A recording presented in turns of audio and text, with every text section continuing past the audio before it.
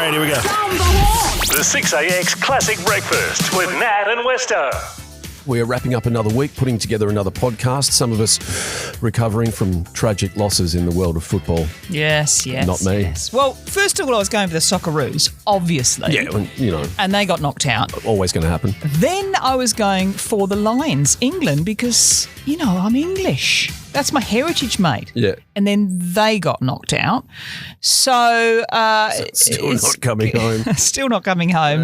The last time was 1966. That was before I was even born. It was before I was even born. So, look, all I can say is, being a lifelong Docker supporter, thank goodness I got those guys to fall back on. Yes. Yeah, but look, you know, like one... and the other... No, don't say they're kind of that. No, they're like one is good practice for the other and vice versa. Do you know what I mean? Well, you said something else earlier. Well, I feel didn't like... you? You said, predictions. I feel like they're linked somehow. I feel like England are the Dockers of World Cup football in that all of the Dockers people every year is like, oh, it's flag mantle this year, flag mantle, and it hasn't happened yet. And since 1966, all the England supporters have been saying it's coming home, and it hasn't happened yet. So I'm just hoping that England's loss does not foreshadow a potential loss for the Dockers. And this is what you said to me. I want them to win. I was crying during the week as I watched the header go in for Argentina, and I realised we'd well and truly lost it again. And then you brought out that little nugget of information. It's just, it's just speculation. And look, let's face it, the two of them can't possibly be linked. They're literally worlds apart in terms of what the games are, geographically where they're located. Everything. Yes. Go the Dockers. The Dockers will make up. They will do it for you, Nat. They it's all better about have. you. Otherwise, I'll be talking to JL. I feel honoured, Westo, because Burjo, has given me a nickname, and that nickname is Toots, which I thought was something else because I thought there was one less vowel and only one of them. But it's Toots, which is an old-fashioned kind of word. So we took your calls on words or terms you'd like to see make a comeback. We've also touched on some important stuff this week, mate, including the new Vegemite variety. Elon Musk's rapidly depleting bank account. Oh, it's terrible. And the fact that Tupperware is back, and we didn't expect it, but we received quite a few phone calls from people showering Tupperware with love. Now, as you know, I had a little visit in hospital recently, and it made me realise how bloomin' wonderful our nurses and hospital staff are. They got a pay rise only recently over a number of years, and it got us thinking, who else deserves a pay rise? So we'll revisit some of those phone calls. The 6AX Classic Breakfast with Nat and Westo. The anticipation is palpable. Oh. Tupperware is back, baby. Oh, look at that. Do you know what? It closed down a couple of years ago, but we've just found out that it is back in Australia. You can get your Tupperware, but you can only get it online. Right. And there's not going to be any parties. See, I've got a theory about that.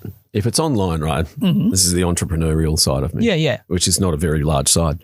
Otherwise, I wouldn't have a paid job. I'd have my own business. But if you game, because people would surely want the parties, and there'd be a lot of people in certain demographics that aren't very tech savvy. So you go online and you bulk buy a bunch of stuff and host your own parties at a small markup. Because the only time I remember Tupperware parties is when Mum threw a couple at the Tupperware parties and she got on the juice. I just think it's just an excuse. I think so. To have a couple of bevies. Oh, yeah. Especially back in the 70s, you'd get out the wines, the cocktail onions and all that sort of stuff. A bit of cabanossi and little cubes of cheese. That was the height of sophistication. The cabanossi and your cube cheese. Yeah, and the cocktail onions. Bring that back. Yeah. Bring that back, I say. And the box wine. And was it just my mum that had a stripper, or was that every Tupperware party? No, I think that was just your mum. Because it was back in the 70s, and all I can say is very, very hairy. Obviously weren't waxing back Different in the times. 70s. This is actually from 1980. Meats keep meatier, beats keep beatier, chips keep chippier, dips keep dippier. Tupperware freshness, that's our promise. Look at all the ways we keep it. Come to a Tupperware party and see all the new ways you can lock in freshness. Beats, Greens, cheese, teas, potato, tomato, salami, pastrami. Jams keep jammier, hams keep hammier, cakes keep cakier, flakes keep flakier. Tupperware freshness, that's our promise. Look at all the ways we keep it. Oh, you don't get jingles like that anymore, do you? Yeah, and that's a good thing because that very American Tupperware ad does not make me want to buy Tupperware. It makes me want to go very American and go to Walmart, buy firearms and then shoot my television like Elvis Presley. Barb in Duncraig, were you a fan in the day? Yes, I loved all the colours and I loved how it kept everything fresh. You name it, we had it. The only problem was that it became too expensive. Yeah. We used to have parties as well. Yeah. I bet you did, Barb. Parties. I bet That's you right. did. Was Racy Tupperware parties. That's right. And when you've got so many points, you got so much Tupperware free. It was really fantastic. So Tupperware is back, but only online, Barb. Do you see yourself buying any more Tupperware, or are you going to stick to the supermarket stuff? I'm useless with online things. I'm not that way inclined. I'm useless. The thing is, though, it's only online and they're not doing any parties anymore. And the worst thing is, Barb, that whenever you have Tupperware, you always lose the damn lids anyway. It's back, baby, Tupperware. It went missing 2 years ago, but it is back, but it's online only. Ooh, we've got Christine from Stirling on the line. You're pretty amped up because Tupperware is back in Australia. Yes, I'm pleased about that, but I don't see myself buying any more, and this is absolutely essential because I've got enough Tupperware to sink a battleship. Well, it lasts forever, doesn't it, Tupperware? It does. Got stuff from the 70s. You got the original classic stuff. Wasn't there a guarantee too that if something broke on Tupperware, they exchange it for free? That's right, exactly. Do you reckon that's why they went out of business 2 years ago? I don't know. No idea. It's a bit like Avon as well. So, yeah. Yes. I don't think I'll buy any more Tupperware, but I do love the stuff. I But have parties and everything. I've got a lot of stuff. Yeah, I bet you had parties. You've turned out to be quite the wild woman, Christine. No, not me. I'm such a mild person. We've been discussing Tupperware. It's back. When we open up the phones on this, I was not expecting to hear from this gentleman. Seedy in Karratha, are you a Tupperware guy, mate? Tupperware up here. Opening our cupboard doors is like a bloody avalanche. They come tumbling down at you. All the small ones, I snaffoed them years ago and made containers to put my fish hooks or sinkers in. But all the big ones, I reckon if they were big enough, probably make a coffin and put the old cheese in one of them. And I reckon, CD, we've all got one of those cupboards, though, where you just open it up and all the Tupperware just falls out on you. Somebody's going to end up dead. Yeah, I remember when Dad was moving and all that sort of stuff that I had to clean out some cupboards. You know those top cupboards? Opened it up and it was just a sea of Tupperware that obviously he'd been hanging onto since Mum had passed. It had that, that sticky Oh, yeah, they do go sticky. feeling. How are you still here, mate? I'm surprised it didn't fall on your head and concuss you. Nat and Wester, the only way to start your morning. The classic breakfast on 6AX. The volunteer producer, a.k.a. Mum, Yes. comes over for dinner on Friday night. Always up for a free meal, that one. And we've finished eating. We go down to the couch and we start catching up. Mum starts telling me about a show that she's been watching because we bought her for a birthday BritBox. Oh, yes. You got BritBox? No. Apparently very good. So she's been going hell for leather on BritBox. And she starts telling me about an English show that she's watching called Grace. Tells me I should watch it. It's great. You'll love it. English drama. Get into it. Well, no need, because 15 minutes later of non-stop talking, I know the actors, the plot, I know the cliffhangers. I even know most of the outcomes of those cliffhangers. Yeah. She ain't no Margaret Pomeranz. Like, she spilled the entire beans. Yeah, I used to get that with Dad. Like, he'd watch a half-hour show and then take an hour to tell me about it Yes. when he was living with me. And that's the same thing as Mum. I'll say, oh, she's gone to the movies. She'll actually tell me the end of the movie and then she'll work back to the beginning of the movie and I'll be like, all right, I just wanted to know if it was any good. Don't need to go and see it now, do we? But all this chit-chat coming from the woman who tells me she's from the silent generation. Didn't even know there was such a thing. Yeah. We were talking about it this morning. Yeah. The silent generation. So that's anyone that's born between 1928 and 1945. That's called the silent generation. Now, just quietly, I think she's bucked the trend trend.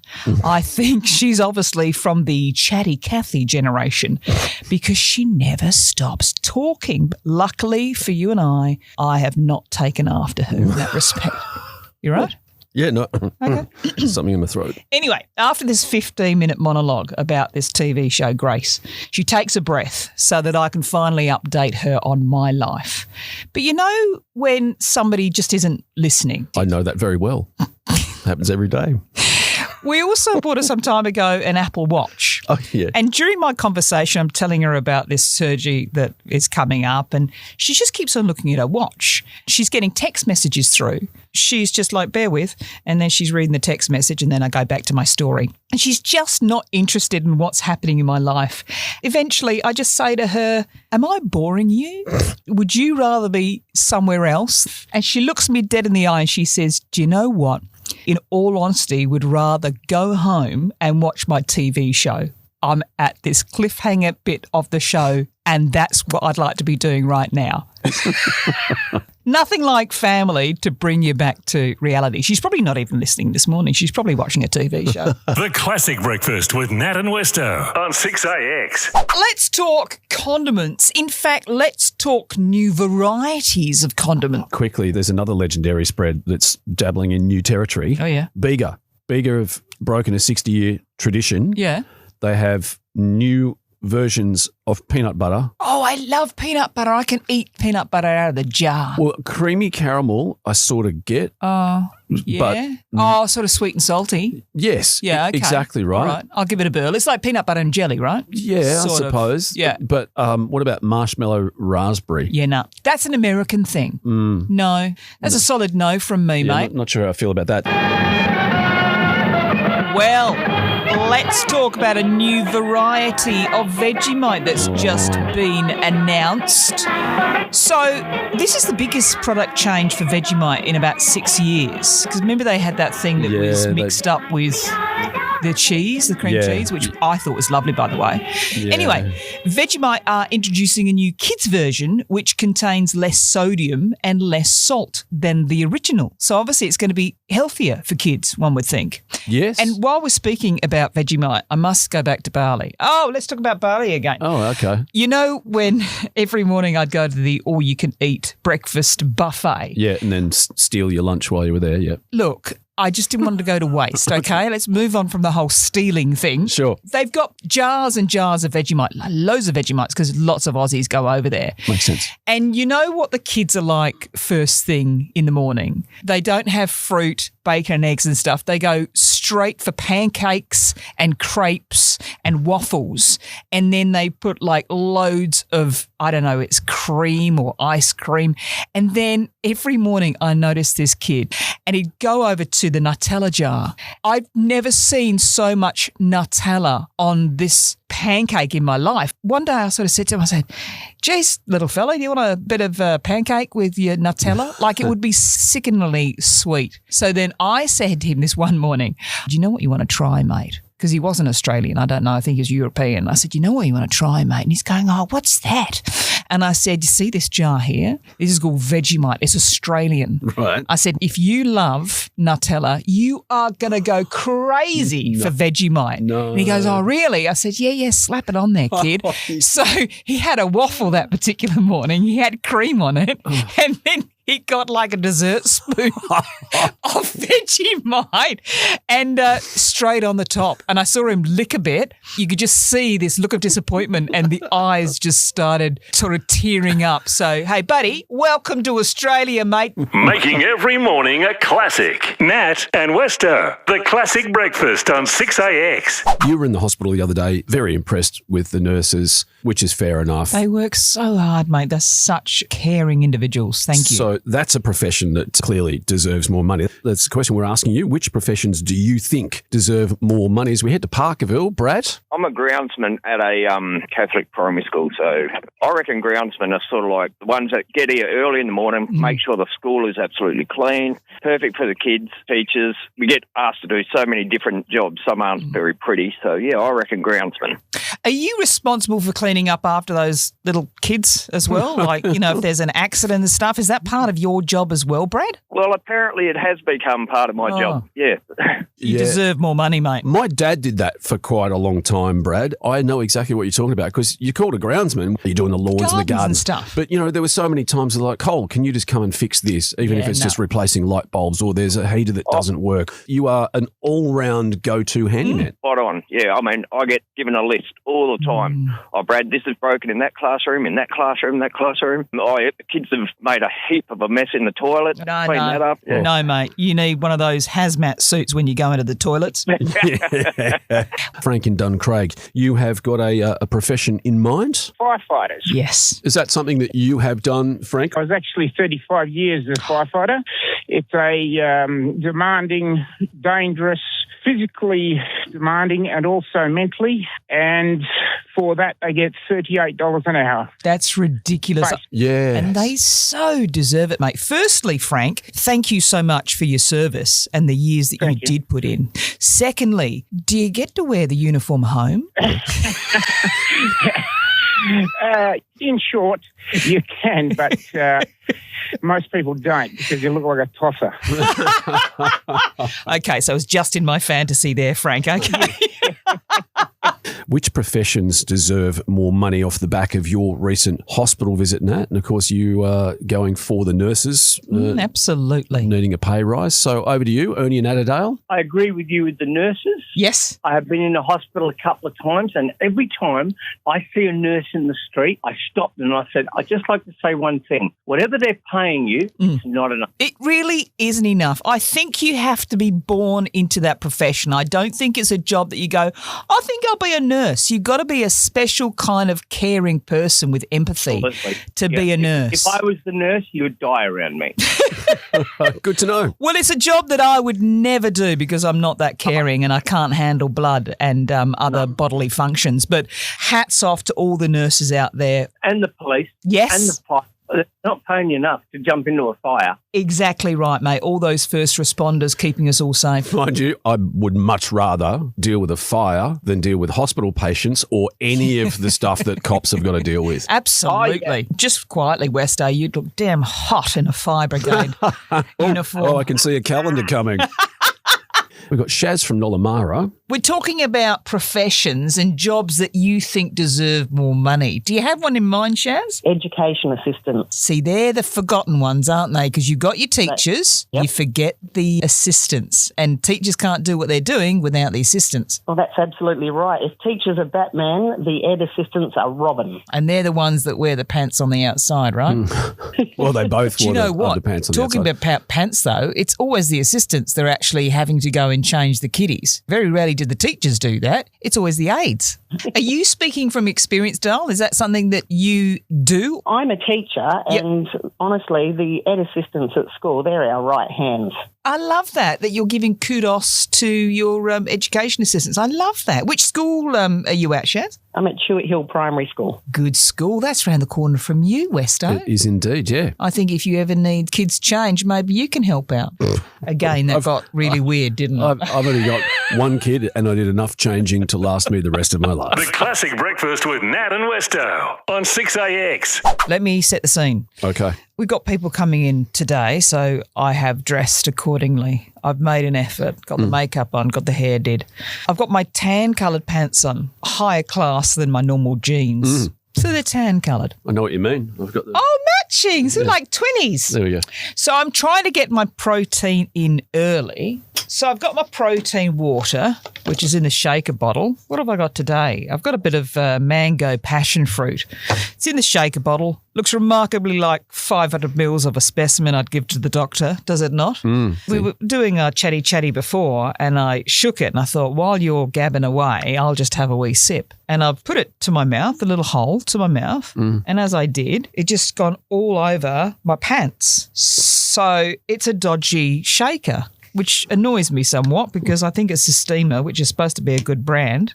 But now, of course, we've got people coming in, and I've tried to now wash it off with the water from my water bottle. So I've used a tissue, and now the tissue is broken up into bits. Right. So now I'm going to have to explain to the guests coming in after 9 o'clock that, oh dear, I seem to have some sort of medical issue going on. If you could make my apologies, or just sit on my lap so they don't see my little patch. Sure. Looks like I've just lost control. Nat and Westo, the only way to start your morning. The Classic Breakfast on 6AX. There's a question based off something that happened with you and Burjo. We were at a function together, and I saw Burjo in the corner, gave him a cuddle, and he said, "Hey, you toots."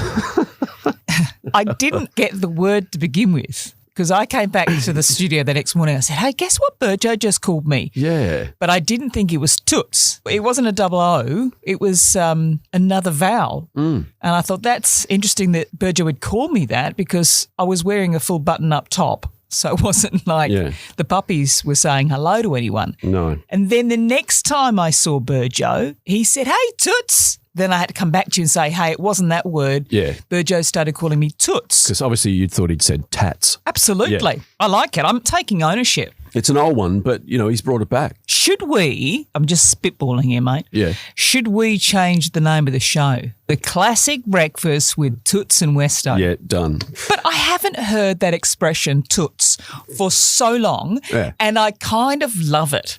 So a few people around here are calling me toots, or the alternative first word that I thought that Burjo had called me. So either or, I'm taking it both. But it did get us thinking about some of those old words or phrases that we had when we were growing up, or our parents, grandparents, they used it. Another one, oh my giddy aunt. Oh my! I love that. Yeah, a little more recent than that is one that I think a lot of people want to bring back. But mint or mintox. Mintox. I used that through high school, back at Ocean Reef High School. Mintox. If something is really good, catch on to that, kids. Mintox. Use it today somewhere. So it doesn't have to be, just a word. It could be a whole phrase. Well, oh my giddy aunt, Or but, what about my mum's one? You remember this expression that she came out with, and we asked everyone what it meant? Nobody knew, so I think she made it up. Once a woman stuffed a pig and it died. Still no idea what mum's on about. Yeah. I think she'd been on the Sandalford wine, quite frankly. I've never heard it. Nobody has, mate. I even Googled it. I chat GPT'd it. Apple doesn't fall far from the tree because, you often come out with things. I'm like, what are you even talking about? Well, I change words frequently, but that's more stupidity than making stuff up. I wasn't going to go that far. But once a woman stuffed a pig and it died. Words or phrases that you would like to bring back. Glenn from Maida Vale? I've got two that I use. I'm on top of the world and I wouldn't be dead for quid. I love those two. I shall start littering the show with those phrases, Glenn, just for you. Thank you so much. Mate, thank you. And I'm glad to hear that you're on top of the world, and it's a good way to be. Wouldn't be dead for quids. You have a good one. What word or phrase would you like to see brought back, Barb from Duncraig? Strike me pink. Strike me pink. Do you know even what that means, Barb? Because it's always confused me. Yeah. I think it just means that when something's gone wrong, strike me pink.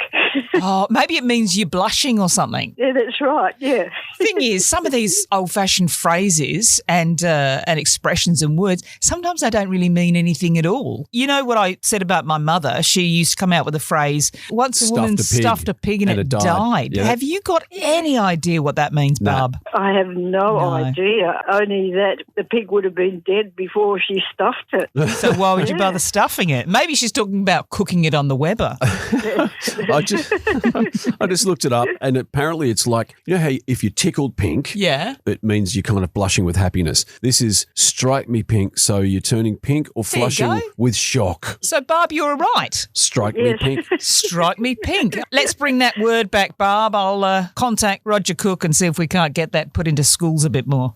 Okay. Linda in Safety Bay, we are bring back words or phrases. A wigwam for a goose's bridle. I I've heard that. Same here. My parents used to. My mum. Yes. What the hell does it mean, Mind Linda? your own business. Oh, does it? Really? Yes. How? If someone starts nosy questions, you just say a wigwam for a goose's bridle. I'm going to start using that.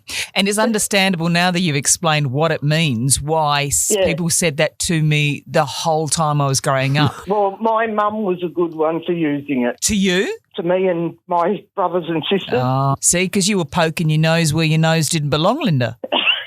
Hey? Probably. What a great expression. I think we need to bring them back. I mean, I know the kids have got new words and new phrases, but there's nothing like the original stuff, is there? No, I know. Just shows our age. Don't care because we're like fine wine, you and me, Linda. We're getting better with age. I'm a tad older than you. Oh, well, you're just a better vintage, we say. So you're both wine and what am I, vinegar? Chris from Southlake, fire away. Oh, I feel sorry for her. She's been left on the shelf. Any girl that was over 24 and not married, left on the shelf. Yeah, you don't hear that one much anymore. Like an expired tin of soybeans that nobody actually wants to eat. Back then they were all dead by 60 and now they're living much longer. So, it makes sense. The expression I'd like to hear the most is when you go into a bar and the barmaid says, that'll be 69 cents for that midi, thanks. I hope this was as much fun for you as it was for me. The Classic Breakfast with Nat and Westo. Weekday mornings from 5:30 on 6AX. I'm done. Stick a fork in me. I feel good.